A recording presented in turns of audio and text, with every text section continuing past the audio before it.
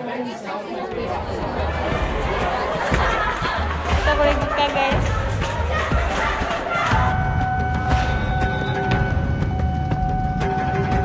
Ini social distancing. Ini bukan mudik Pak, ini pulang kampung. Rocky Square Jember.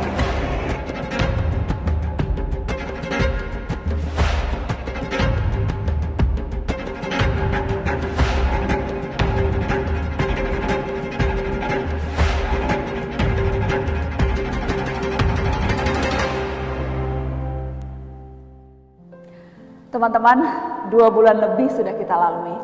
Mungkin lebih terasa panjang dibanding 2 bulan biasanya. Bertahan dalam situasi pandemi itu sulit pasti. Dan ketika ada kerumunan di berbagai tempat yang kita saksikan hari-hari ini, memang bisa membuat kita patah hati. Patah hati ketika melihat video kerumunan di seremoni penutupan McD Sarinah. Juga ketika melihat antrean penumpang di Bandara Soekarno-Hatta yang berdesakan. Imbas kebijakan pemerintah membuka kembali operasi seluruh moda transportasi termasuk pesawat terbang. Atau kesal melihat hal-hal mirip lainnya yang kita temukan di berita dan media sosial. Kerumunan orang tanpa protokol kesehatan ketat di berbagai tempat umum. Banyak sekali pesan yang masuk ke saya, yang curhat, merasa dihianati, pengorbanan yang sia-sia, hingga pasrah terserah. Saya akan bacakan beberapa di antaranya. Dari Airin Yona, aku capek mbak, merasa sakit hati, merasa terhianati dengan orang-orang yang masih suka ngumpul. Tapi gimana aku punya keluarga yang harus aku jaga.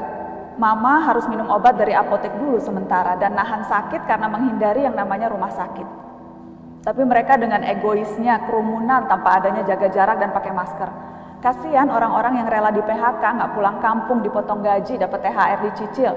Tapi untuk memutus rantai penyebaran COVID. Ada dari Syafakir, seorang perawat. Percuma kayaknya kita di sini pakai APD selama 8 jam, menahan semuanya selama 8 jam, termasuk BAK dan BAB. Nggak bisa ketemu keluarga, buka puasa terkadang jam 8 malam, sahur jam 2 pagi. Pemerintah menganjurkan jaga jarak, pakai masker dan tidak mudik, tapi kalian malah mengabaikan anjuran tersebut. Jangan puji kami di dunia media sosial, tapi di dunia nyata kalian berkeliaran serta pulang kampung seolah-olah baik saja. Ada dari Asa Modro. Mbak Nana, saya sudah capek dengan keputusan-keputusan petinggi negeri ini. Saya merasa di masa PSBB ini justru banyak keramaian, jalanan juga ramai, pasar ramai dan lain-lain. Terus buat apa saya tetap di rumah jika yang lain seperti itu?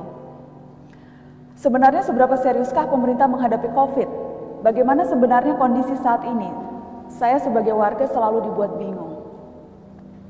Ada dari Eka Asrian Agustin. Rasanya sia-sia di rumah beli hand sanitizer, pakai masker, cuci tangan, social physical distancing. Hanya mereka yang ingin corona terus berlama-lama di Indonesia, lalu tim medis berlama-lama menghadapi pasien COVID-19. Ramadan dan Lebaran berkorban tanpa bertemu keluarga. Teman-teman, wajar jika perasaan-perasaan patah hati, marah, geram, wajar semua perasaan itu muncul. Namun jangan sampai melunturkan komitmen kita dalam memerangi penyebaran wabah COVID-19. Penting kita pahami bahwa kita sama-sama jaga jarak dengan tujuan yang sama, tapi motivasinya mungkin berbeda. Tujuannya sama, memutus rantai penularan di Indonesia. Tapi motivasinya bisa saja lain-lain. Ada yang ingin segera bisa mencari pekerjaan baru demi menghidupi kembali keluarganya. Ada yang ingin melepas rindu bertemu kekasih. Ada yang mungkin ingin segera bisa nongkrong bareng lagi dengan teman segeng. Kita perlu memahami perbedaan-perbedaan itu. Namun apapun motivasinya, kita harus mulai menyatukan komitmen. Bertahan dalam perjuangan, membuat kondisi lebih baik, sehingga masing-masing orang bisa memenuhi masing-masing motivasinya.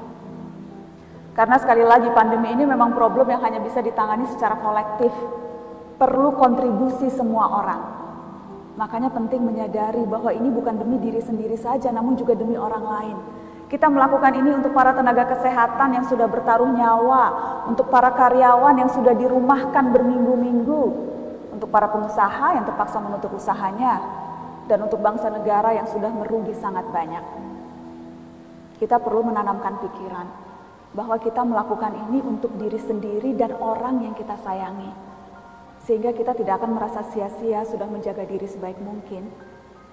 Kita bisa mulai dengan memutus rantai penularan di rumah. Tidak ada yang sia-sia ketika kita masih bisa melihat keluarga kita atau orang-orang terdekat kita sehat dan terjaga. Setiap kali memandang mereka, kamu bisa berkata dalam hati, itu karena aku hari ini tidak melanggar apapun. Kita sudah sejauh ini, kalah bukan pilihan kawan-kawan.